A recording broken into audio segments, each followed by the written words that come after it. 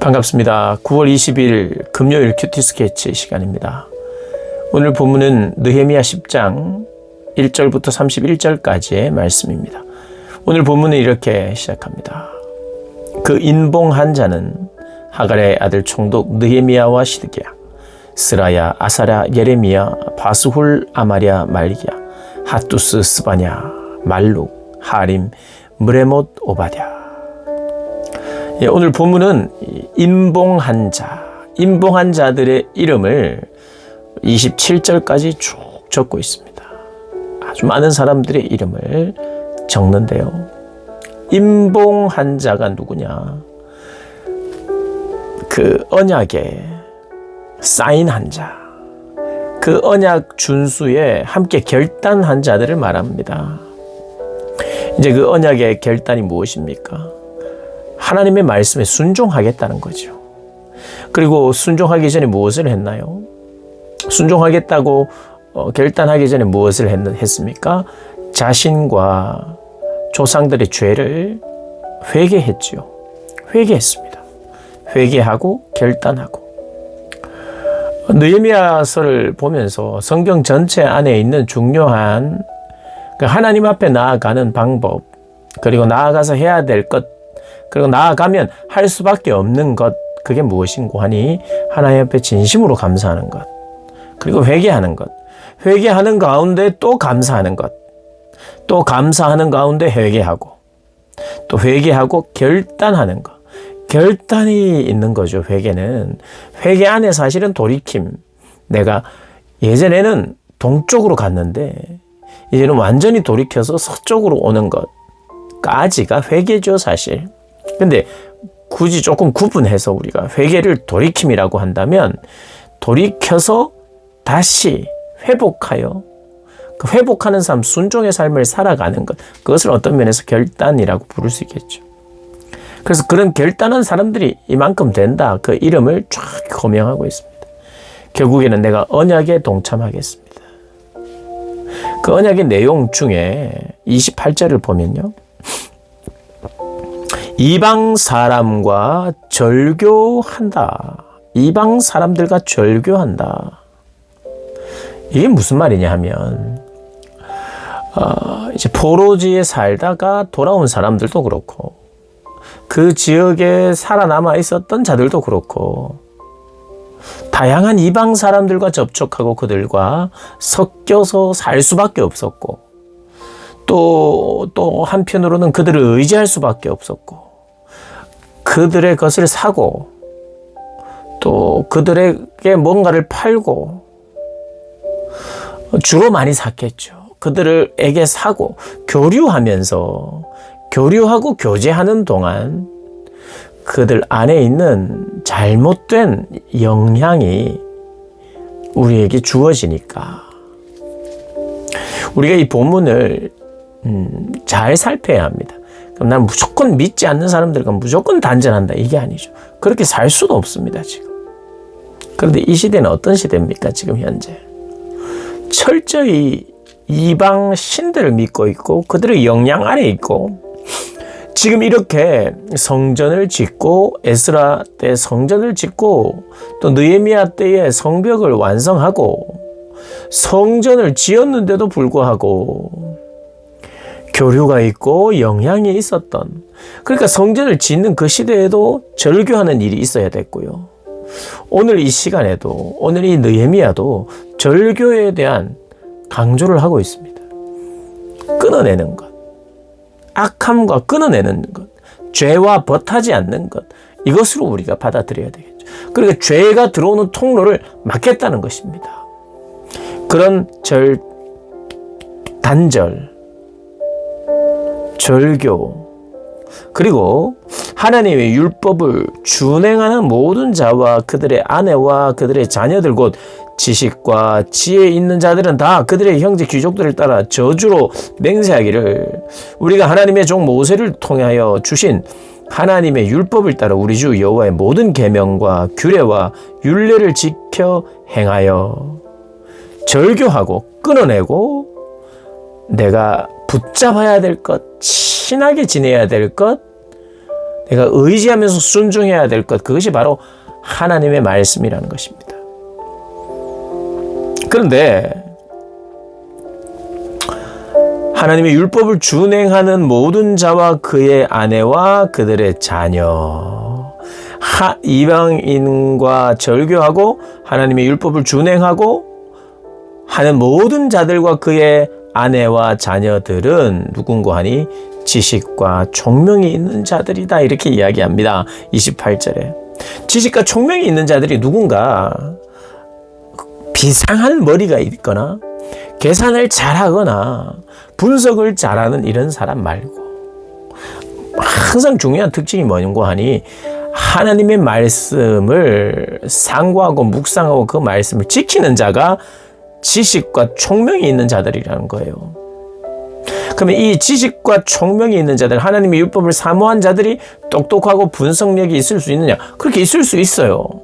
그러나 지식과 총명이 있는 자들이 바로 모든 면에서 탁월하고 계산도 잘하고 분석도 잘하고 평가도 잘하는 자들이 아니라 하나님의 말씀에 순종하고 하나님의 말씀을 사랑하는 자들이 지식이 있고 지혜가 있고 총명한 자들이네. 그들 안에서 또 그런 결과들이 나올 수 있는 거죠. 그런 결과만 보고 지식이 있고 지혜가 있고 총명한 자라고 말하지 않는다는 거예요. 그러니까 지혜와 총명이 있는 자가 되기 위해서는 반드시 하나님의 말씀을 사모해야 하고 순종해야 합니다. 그들에게 참된 지혜와 은총과 총명이 있는 것이죠. 그들은 어떤 맹세, 어떤 결단을 하느냐?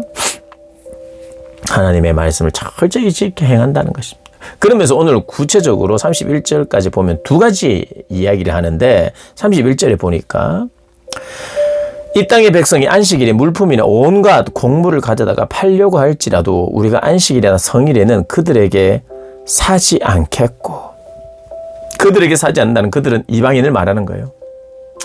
이방인과 단절하는 것, 그들과 교제하지 않는 것, 이것이 필요한데, 그러나 어쩔 수 없이 사야 될 경우도 있었는가 봐요. 그런데 성일, 안식일과 특별히 거룩한 날로 정한 절기에 그들의 것을 사지 마라.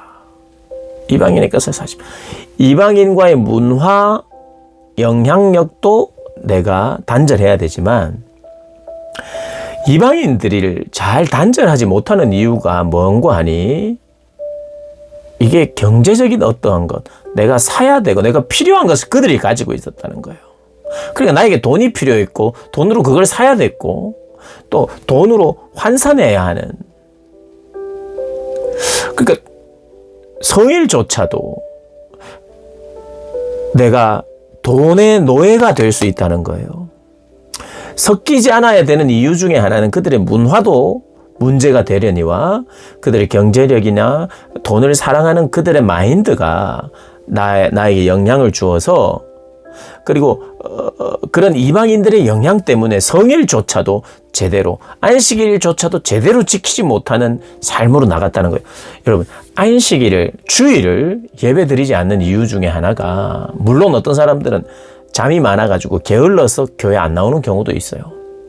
정말 게을러서 나는 주일날 교회도 안 가고 어디도 안 가고 난 무조건 잔다, 쉰다, 이래서 안 오는 사람도 있습니다만은, 많은 경우에 특별히 한국 사회가 더 돈 때문에, 아니 돈을 버는 것이 뭐 나쁘냐?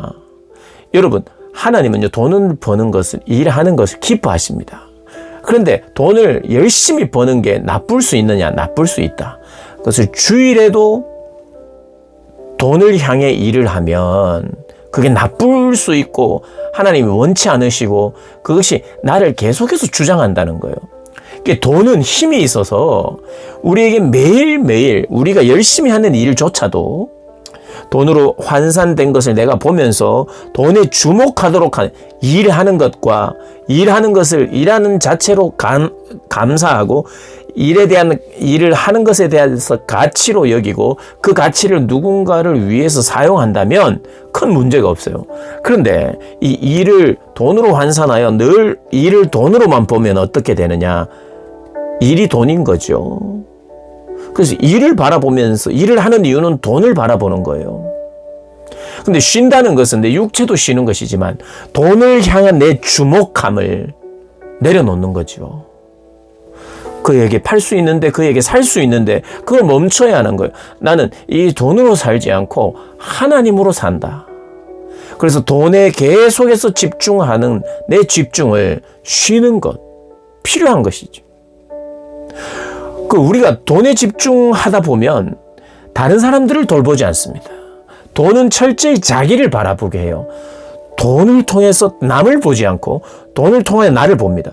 돈을 통하여 쉬지 않는 사람은 돈을 통하여 남을 보지 못하기 때문에 쉬지 않아요. 돈을 통하여 남을 보는 사람은 쉴 줄 알아요. 그리고 그걸 쉬는 사람들은 탕감해 줄 줄도 압니다. 오늘 본문에 보니까 7째 해마다, 이게 안식년을 말하는데 7째 해마다 땅을 쉬게 하고 모든 것을 탕감하라. 내가 좀 쉬어야, 돈에 대한 집착을 내려놓아야 그제서야 제대로 이웃이 보이고 그들과 함께 할 수 있고 나눌 수 있는 거, 이게 다 연결되어 있지요. 안식일 쉬는 거, 주일날 쉬는 거, 그거는 뭐 여러 의미로 우리에게 뭐 건강도, 또 나의 뇌나 가족을 위해서도 내가 쉼이 필요하고 막 이런데, 오늘 성경이 아주 중요하게 쉬어야 되는 이유가 돈에 집중하고 나에게 집중하여, 돈에 집중하고 나에게 집중한 것을 쉬어줘야 나의 시선이 거기에만 머물러 있으면 하나님의 말씀을 제대로 지킬 수가 없어요.